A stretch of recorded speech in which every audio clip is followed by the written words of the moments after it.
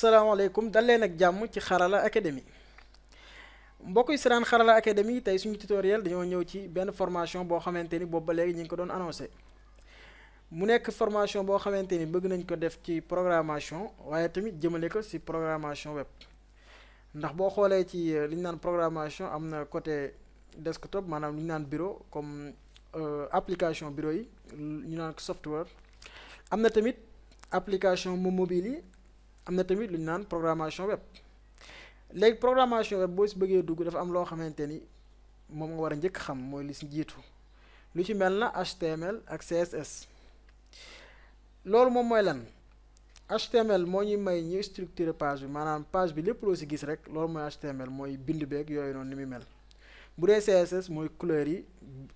ak image yi naka nga koy defaree ba mu normal léegi formation bi tamit dañ cee am ay objectif maanaam ay jubluwaay yoo xamante ni am nañ ko ci formation bi bu ñëwee ci objectif yooyu bis njëkk moom mooy formation boo ko toppee ba mu jeex pratiquer li ñu ci wax lépp di nga mën a maîtriser maanaam di nga mën a xam ñaari langage yi maanaam di nga xam HTML mooy lan CSS mooy lan boo jugee tamit di nga mën a créer page web bu neel tey jox la benn site internet ni la man damaa bëgg a defar sama site internet moo xam damay jaay wala benn entreprise laa yor di nga mën a créer site boobu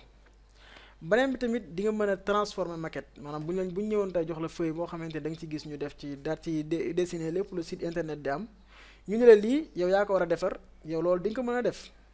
dinañ jéem a xool tamit ba xam dinañ mën a héberger site bi maanaam site bi ñu mettre ko en ligne ba nga xamante ni képp ku bind sama site point com wala point net rek di nga gis sa site léegi yii nii nag lan la laaj balaa nga si dugg ci formation bi ñun nag formation bi laajul dara laajul nga am benn compétence ci bu jiitu laajul nga mën a manipuler machine comme ni mu waree mais lim laaj mooy nga concentré wu te mën a lépp lu ñu ci wax rek ci ay pratique ay exercices yu ñu joxe nga mën ko def voilà. léegi bu ñu ñëwee ci HTML lan la mooy lan ak fan la jógee ak ban version lañ nekk nii. def na laa bëggoon def TE mais grawul ok HTML ñu ngi naan ko hypertext markup language maanaam mooy langage bi nga xamante ni moo ñuy may ñu mën a structurer page internet page web page internet tamit buñ ko waxee dinañ soxla ay balises comme lii paragraphe la lii texte la lii image la loolu yëpp buñ ko boolee pour def ko ci benn page web HTML moo ñuy may loolu yëpp ñu mën ko structurer comme par exemple mu la joxee benn exemple ci benn site fii ñu xool comme site bii nii lépp loo gis fii ci site bi lépp lu ñu bind fii nii texte yeeg ñu xool fii voilà texte yi nga gis lii yëpp HTML la léegi bu ñu jógee foofu HTML mi ngi ñëw année comme 1989 ak 92 américains yi ñoom ñoo ko doon njëkk di ko utiliser.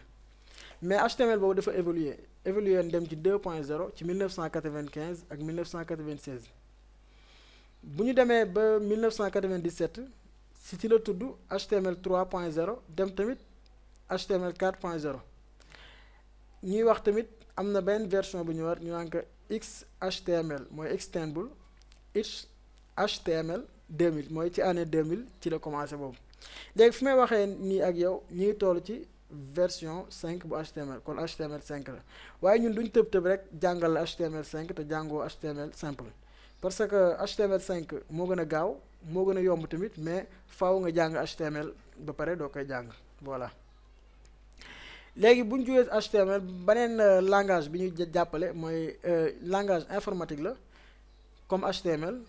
ñu ngi naan ko CSS mooy feuille de style en cascade. mooy feuille yi nga xam ne dañ koy créer mooy couleurs yi texte yi loolu yëpp comme par exemple xam nga joxaat exemple site bi ñu nekkoon sànq ñu xool voilà bu ñëwee site bi comme boo gisee couleurs yi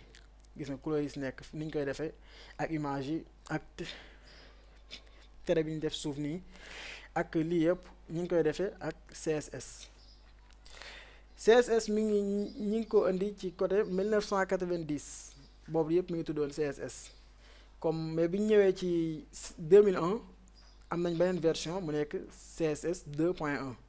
bi ñu fa jógee tamit liñ ñëwaat comme 2007 comme presque moo HTML ñoo ko bokk parce que ñi ko jënd jamono boobu ñi ko doon utiliser moo nekk www mooy World Wide Web maanaam www point bi ngeen gis ñu koy jiital si net bi lu bëri ñoom ñoo mujjoon jënd CSS ñoo ko mujjoon moom voilà ci année 2007 ba fi ñu toll fii nii mu nekk formation boo xamante ni dina pratique trop parce que presque première vidéo yi rek ak deuxième bi ci la ñuy waxee ci terme de base yi ak tamit li nga war a xam pour mën a suivre formation bi waaye bu weesoo loolu yeneen cours yëpp yu stop lépp yëpp ay cours pratique lay nekk te tamit si cours yi dinañ am ay exercice comme tey dañoo ñëw ni la defal ñu site boo xamante ni da nga ciy def lii ak lii bu ko defee yow mi topp tutoriel yi di nga si mën a wane sa bopp voilà te tamit dinañ gis ni daal bu ñu demee ba si kanam di nga xam ni lii am na njariñ trop parce que dina la may yow sa bopp di nga mën a defal sa bopp dara parce que boo xoolee ñun ñëpp ci loolu lañ commencé HTML ak CSS buñ paree doo koy dem si yeneen langage yi parce que dañuy wax ni ci li gën a yomb ngay commencé doo koy dem si ci li gën a jafe voilà tey li moo nekkoon suñu première vidéo introductive di leen sant di leen gërëm di leen wax ngeen abonné ci chaîne bi daal koy partagé ba beneen yoon ci beneen vidéo merci